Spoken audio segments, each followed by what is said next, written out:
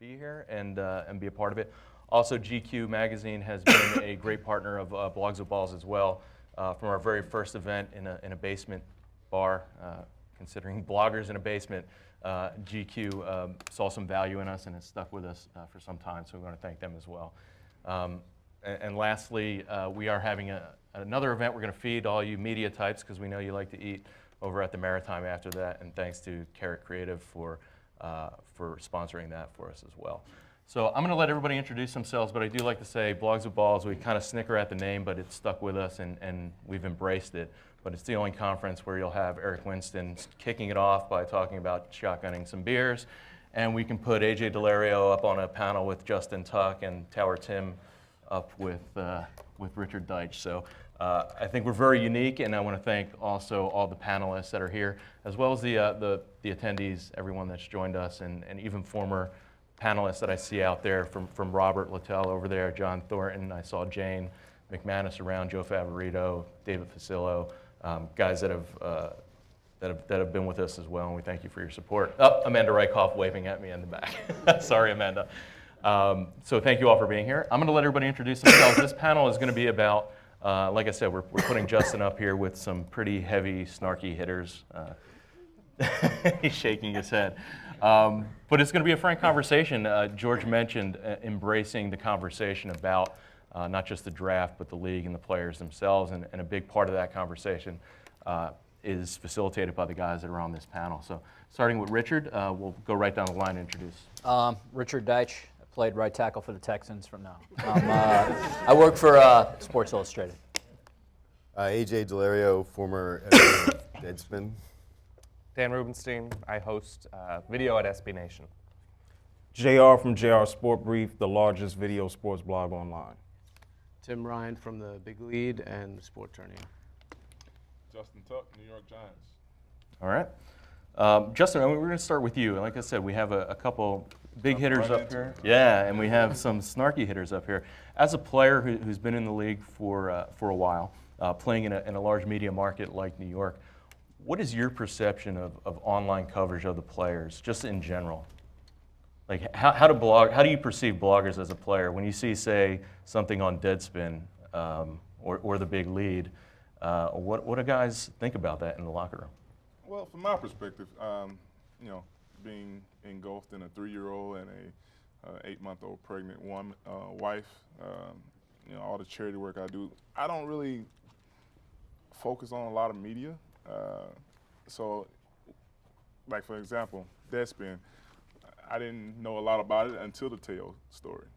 So I really don't have an opinion about it that much, but I think it's exciting to see how media is continually, evolving. Yeah, that's the word I was looking for. AJ, you buying that? He didn't know anything about Deadspin until Teo? Yeah, that's fine. I mean, I don't think he's done anything wrong in the past 3 years. So he doesn't have to worry about this. Why would he know about it? Okay. Oh, I don't know. Brett Favre? It all comes back to that. We're going right at it. No, but seriously, guys have to, It's not like I didn't know Deadspin. I mean, I just haven't necessarily been engulfed in a story like that. Everyone can hear me now? Their sound. I feel like I'm in a Verizon commercial. But yeah, I just didn't have enough information to have an opinion about it, I guess. Okay. You mentioned the Teo story. You're a Notre Dame guy.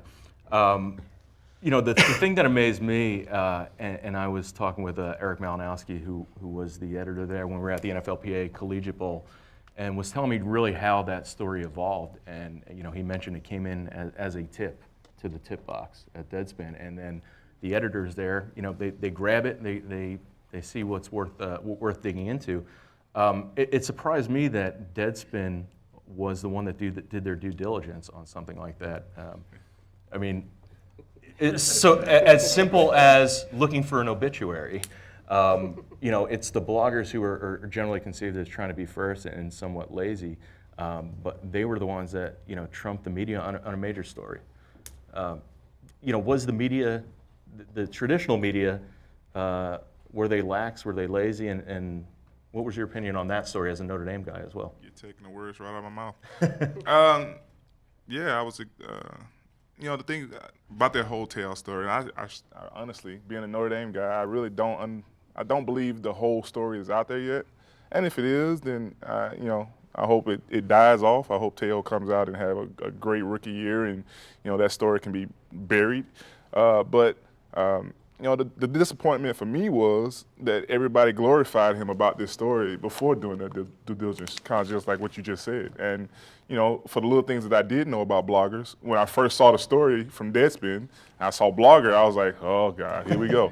But it is showing that bloggers have a place in this industry, and are making a huge impact on this industry, because the Deadspin story was accurate. They did that due diligence, and like I said, I think that went a long way for a lot of guys like myself around this league that might not have looked at bloggers and media in the same light. It went a long way for me. So now next time a blogger comes up to me, I'm gonna take real consideration about what that means.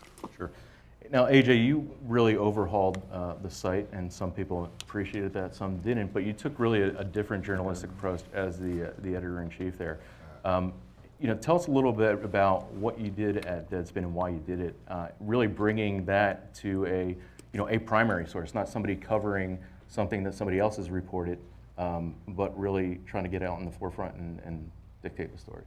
Right. Well, I mean, I think there was always the idea in my head when I took over Deadspin that, given my background was mostly in mainstream media, and I had coveted Tommy Craggs for a while, who was basically a straight up magazine writer, that there was a way to kind of merge the two worlds in some way, and still do things as aggressively and ethically challenged as we did before. I mean, it's just but also have this other element where, just at least in some capacity, you can tell that we do care about what we do, and we do know what we're doing to some degree. But I think that's kind of the way most blogs have evolved in the last few years, too. I mean, I don't think that there is that much of a distinction between what's online media and what is considered still a blog or alternative media. And Richard, I think that's a good segue to you. SI obviously had a large part in the Teo story that we're talking about, but also what you focus on, what you cover. What have you seen in sort of the evolution of media over the last, I'd say, 3 years, and particularly where you're at with Sports Illustrated? It's such a legacy company that do you look at a Deadspin as competition now? I think we should, because I don't consider Deadspin bloggers. I consider them actually now part of the mainstream media. I mean, they break stories. They have really gifted writers. They're really good reporters. They certainly go to places that Sports Illustrated can't go to. But I think if you're competing in this environment and competing for eyeballs, and sometimes fractured eyeballs, I think you have to consider Deadspin a competitor. What Sports Illustrated hopefully sells is authenticity, storytelling, and reporting. That's sort of what we bring to the marketplace. And the hope is that we continue to do that, and we continue to do that with evolving platforms and technologies, and sort of that's our sell. But I don't even like the idea of calling like Deadspin bloggers. I think that's a ridiculous kind of old school notion. I mean, Deadspin is as known in this country in some form, in some places, as the New York Times. I think the idea that they're some rebellious, for sure, in the sports community, and the idea that they're this still or iconoclastic blog, I think that's a misnomer. You might not be the New York Times. That might be an overstatement. But you're certainly more known nationally than, let's say, the Indianapolis Star or some Arizona Republic. Arizona or your page views don't lie. Indianapolis Stars. Something that we've done quite a bit of these conferences, and one thing that I always find recurring, particularly you mentioned platforms and evolving media, is in the Twitter age and the way that publications and journalists use that, the desire to be first and to break news. Dan, with SB Nation as a writer, as a video personality, with a company that's digitally native, but also takes sort of a different mindset. They have that storytelling. They have this sort of video components. What goes into it for you as a guy who's been a podcaster and done a little bit of everything? how important is it to be first, to be right, to be accurate in sort of your day-to-day and what you do? The general idea of SB Nation is sort of the fan voice, but SB Nation has evolved to the point where, like, I think Spencer Hall is the best college football writer alive, and he writes for us. I think, Rob Nyer and Grant Brisbee are terrific baseball writers. They're as good as anybody, I think, that are actively writing baseball stories. So we're not as much trying to break stories, but trying to become leading voices and forming really informed opinions, attacking stories differently than I think a lot of, it's marrying the idea that we're sort of fans, but at the same time, we try to think a little bit differently than mainstream at times. And I think that is evident in the video we do. It is evident in the way we cover things, which is much more voice-driven than people trying to break stories, and that's great. But to marry the fan perspective of fans reacting and the smart people that I think we have on the national or the team level, I think that's the sort of direction that we've gone to, and I think we've succeeded. And that brings me to Tim. And I'd like to break your chops a bit, but you're really all over the place. I mean, the Sports Tourney, I will just go on record as saying is probably my favorite website because it's just hysterical. Thank you. I will say that. But it's a different Probably approach. the only person. Right, I probably am the only person, but I recommend you check it out. But it's a different satirical approach that you take, and then you also write with Big Lead Sports and the Big Lead. From a blogger who's kind of covered it from all different angles, what is your take in terms of the sports that you cover, particularly the NFL? Well, I mean, the sports tourney is kind of like, it was just like a fun approach. Like I said, I don't know what the hell to classify it as. It's making fun of people's toupees, just very immature. Have you ever hit Justin with anything? I haven't actually. You went to Not Notre even that Dame. You face went to Notre mask? Dame, so that's off limits. But in terms of the Big Lead, it's more of like kind of throwing jokes on top of actual news, as opposed to just random targets to just kind of clown. It's a different approach. It's not limitations because we're owned by USA Today now necessarily. It's just a different approach. Right. Yeah, I mean, Dan talks about sort of the storytelling. AJ, again, sort of evolving and somewhat breaking, but also sort of digging a little deeper as well. Is there anything that you do from a satirical approach, again, not really breaking news, that you kind of deem off limits, that you just won't go there? Is there anything that should be? I don't think so. I mean, Everything's fair game? well, for the most part. I mean, the type of stuff we do isn't really, done with ill will necessarily. Like I said, we make fun of somebody's comb over, or Dick Stockton smoking hair. It's not exactly. It's pretty lighthearted in the sense of where we go. So, in terms of where we go, I don't think anything's off limits. Gotcha. Now, JR is an interesting person. I mean, he introduced himself as the largest sports YouTube channel out there. And it kind of amazes me that there's really no one that compares to you in terms, at least, of page views. For somebody, we talk about Twitter so much, and obviously Facebook, there's a couple brand people in there. It would be sort of the first thing that you go to. But you've really mastered YouTube and, SB Nation and what Dan does.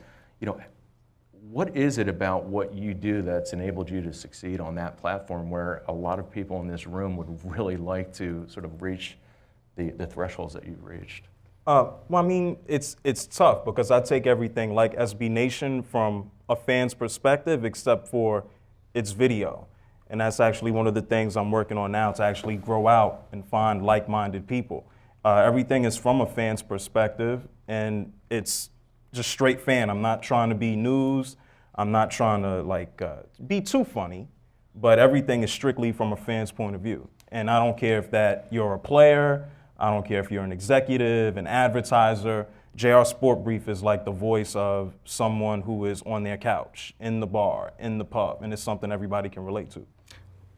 I think any blogger that sort of starts out blogging thinks that they are that person, right? I'm just the average guy sitting on the bar stool and I'm talking to my buddy about sports. But again, talk about the growth of JR Sports Brief on the YouTube platform that, I mean, how many subscribers do you have? It's about 65K. 65,000. How many page views do you have? It's about 65 mil. You don't get that overnight, right? No, you don't. Well, it's all about being personable. I've always tried to have a personable approach. I mean, was it organic? Was this something where people just it's kind of very found much, you? And I mean, I started off with a camera on some shoe boxes and went to work every day. I mean, so it's much different now, having traveled the world and talked to athletes. Instead of asking Justin at the end of the game, hey, how come you didn't hit the quarterback 8 times? I mean, I don't particularly care. I mean, we all watched the game. He didn't do it. I could care less. The Giants lost. So it's just... Why you couldn't do the I'm trying to give Why you... did you hit the quarterback 8 times and the Giants See, won? what I'm trying to say is, I'll give you an example. I was in Yankee Stadium one time, and Billy Wagner a couple years ago, he blew a save. Everybody came in before Go figure.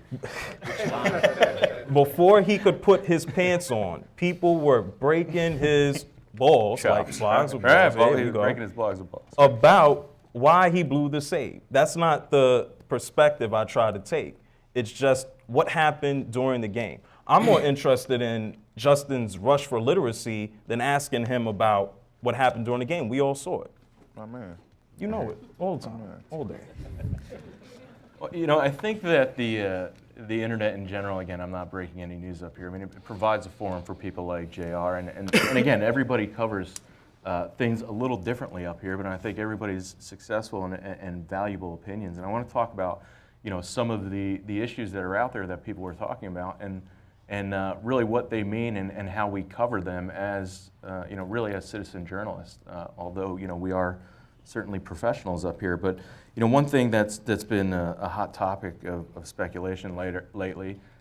We've done a lot of work with Blogs of Balls with Sid Ziegler from Outsports, but one thing that we're hearing a lot about now, particularly with the NFL, is this notion of a player coming out. Robert, I mean, I saw the stuff about, what's his name from the Cardinals? Kerry Rhodes. I mean, people are throwing stuff up there, and, it looks like some pretty damning photographs, if you will. I don't know what you would call them, but, it leads you to scratch your head. But issues like this, blogs are sort of fodder for it, and keeping it, keeping it top of mind. Is an issue like that, say the gay player coming out, is it a bigger deal in the media, Justin, than say in the locker room? As a player, you're probably hearing a lot of this stuff talked about, whether it's on blogs or in newspapers, wherever it might be. And do issues like that matter in the locker room? Well, from my perspective, I think it is being blown up a little bit by media. And as an average fan, maybe it would be, and that's who you guys are, trying to attract. Maybe that. But from a football perspective, my perspective on it is this: if the Giants draft or bring in a gay player, or we have a gay player on our team, and he's helping me win football games, I could give a damn. Right. As long as I don't make him uncomfortable and he doesn't make me uncomfortable, the goal is to win football games. Sure. And that's why I always tell people, your personal opinions on other things don't really concern me in that realm. Now, if you want to talk about it, and the things that people don't like to talk about is politics and religion, I stay away from it. But if we're outside the football realm and you want to talk about politics and religion, I'll talk about it. But I'm not gonna approach you on it in that regard. The same thing to do with, if you're gay or not. So as long as the so-called gay teammate helps us win football games. Now, is there a perception if this stuff is say somebody comes out, and just using this as an example, and it could be any issue, but if it's broken on, say, a Deadspin or the Big Lead, Richard, is that, is it looked at differently than, say, if it was broken on Sports Illustrated? Is it looked at differently? I think you'd have to judge on what the story is and how it's presented and what the news break is. So that's really hard to say. I think the big thing would be, like, is the report speculation, or is it a player, first person coming out to one of those sites? I hear what Justin's saying, and he's always and he's right about when it comes to sort of religion and politics, like the third rail. But I do think this is a huge topic, and I think it crosses over culturally. It sort of feeds into what sports in the NFL are about, sort of, testosterone and male's place in this culture. I think it's going to be a humongous story. I think it's going to happen. I think it's going to happen sooner than later. And I do think people are interested because I think it crosses over from sports into something larger. I think you're right. I think people outside of a football locker room are more interested than the guys inside it because football locker room has a rolling joke ever since I've played football. It's like there's one on every team. So and that's just something we joke about all the time. So when and if this comes out and a player comes out, I don't think it's going to be as a bigger reaction in a football locker room as it will be, say, in the bars or online or that guy on his couch. I think they're going to react to it a lot, more than what we will. Because honestly, everybody that ever played this game has that one guy that you look at and you're like,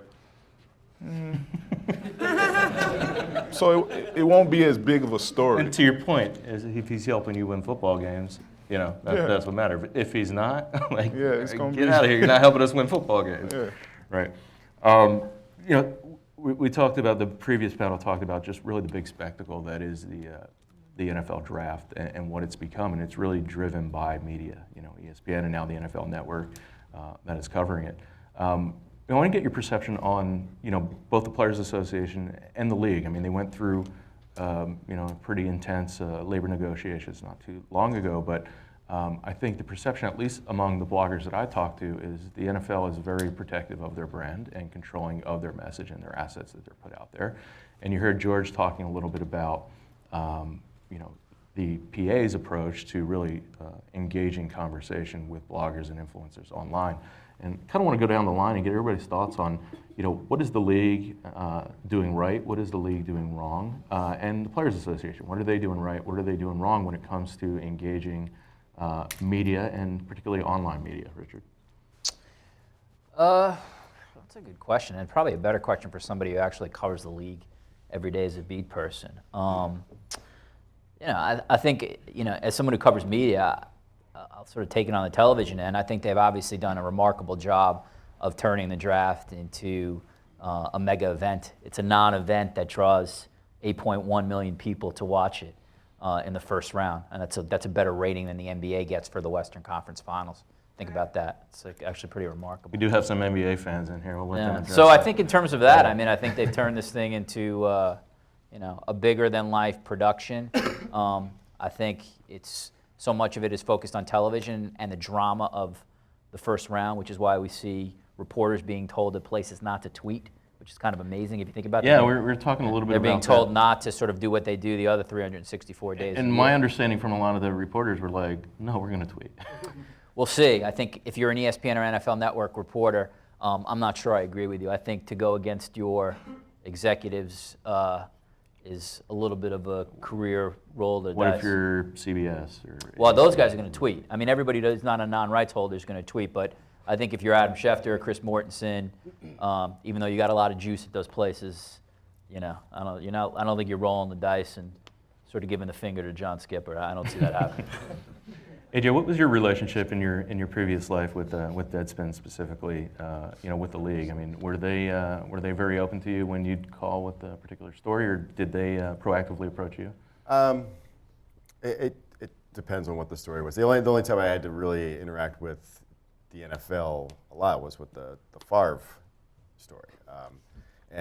Their NFL security people are not the most pleasant people to talk to on the phone. But honestly, I think from a PR perspective, they've always been willing to share as much as just like most PR people do. I think there's a job in the NFL to kind of just protect the league from stories that may just undermine its credibility in some ways, which is a lot of what we did in some aspects. But for the most part, I think after you do this for a couple years, and the fact that they acknowledge your existence, that's almost like something that seems like a positive at the time. Tim, do you sort of agree with that assessment? I just think the draft in general, it's NFL all the time, year round. And, it used to be like a Saturday morning ritual, you wake up, round one starts.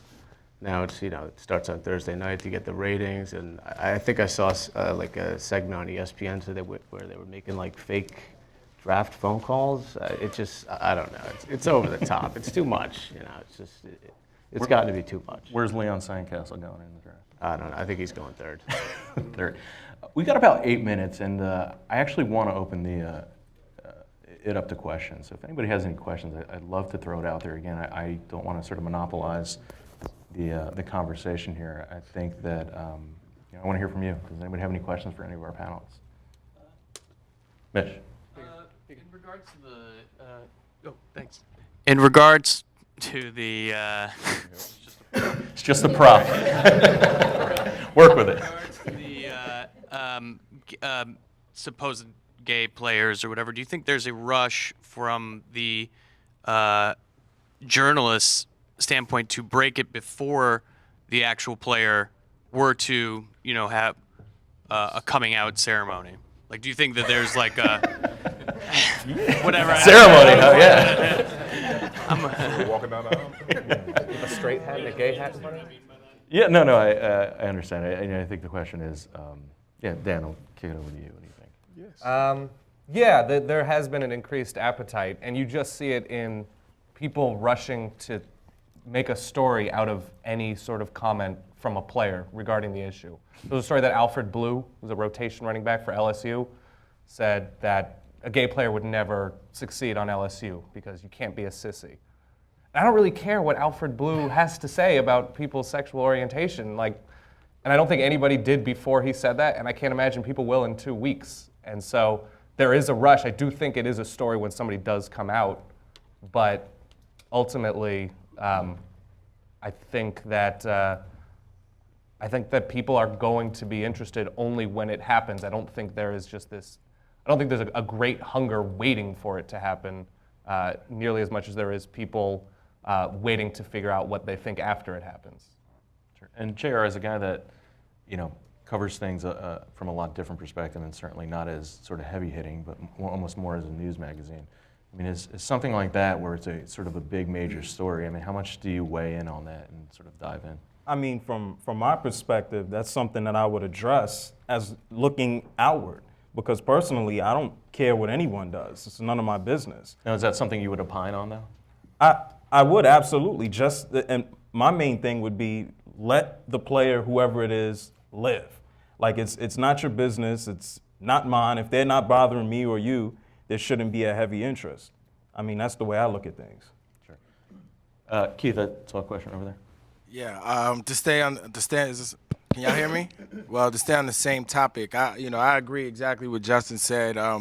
Being a former player, if there were a gay player, who cares? As long as we're winning football games, we're on the same page. Now, my question is to Justin, being, the captain and the one that everyone looks to.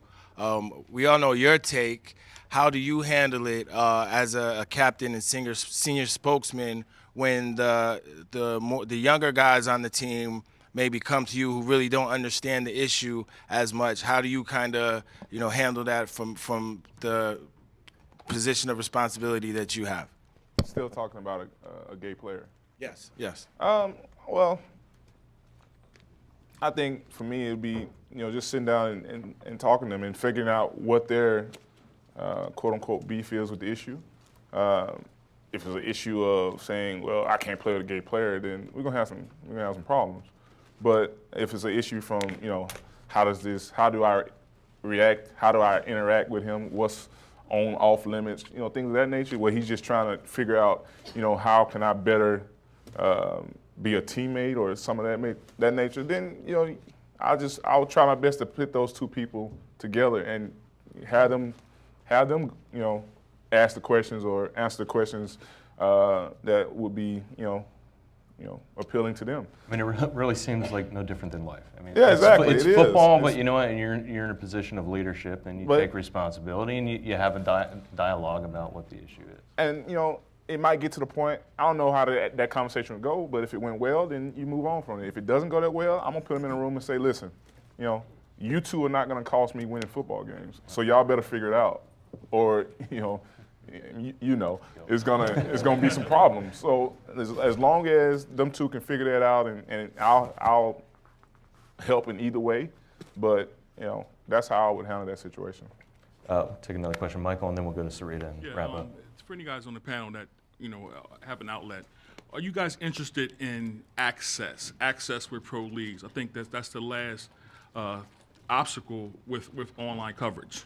Let's start with AJ. I mean, obviously, Deadspin's mantra has been, without access. I mean, how important is it to you as the site's evolved and again, speaking when you were there, for your writers to have that sort of access? It's extremely low most of the time because in terms of access, whereas it's like I think we've been pretty successful at actually getting some of the people we wanted to talk to just to talk on the record without any kind of just fancy pants credentials or anything along those lines. I mean, but it's not going to impact how we cover things if we go to the games, and we realized that a lot when we were covering the NHL, who was very, very generous about just letting anybody go cover their games at that point. But please, talk about the NHL. But it is one of those things that ultimately I think any journalist kind of just like you feel like that once they start giving you tickets to games, that you feel somewhat of an obligation to report on them favorably in some ways. And we always kind of wanted to avoid that. And there are different situations with each story, but I mean, for the most part, no, we don't cover access at all. And we're going to wrap up in a minute, but Tim, I want to talk to you. I mean, you just had fancy pants credentials to WrestleMania the other day. So I think Deadspin has a name, in the country, as we mentioned, SB Nation.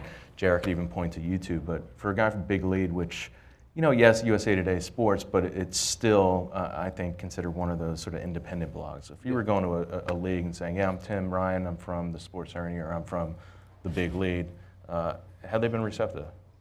I think we got over that hump a lot, like a few years ago at least. I mean, the access is there if you want it. You could probably cover the event almost the exact same way from home watching on HD, but the access is there when you want it, for the most part. Sarita, I would love to go to you, and I'm getting axed in the back, so feel free to ask. Can I have a round of applause for not just our panelists right now, but the previous panelists as well?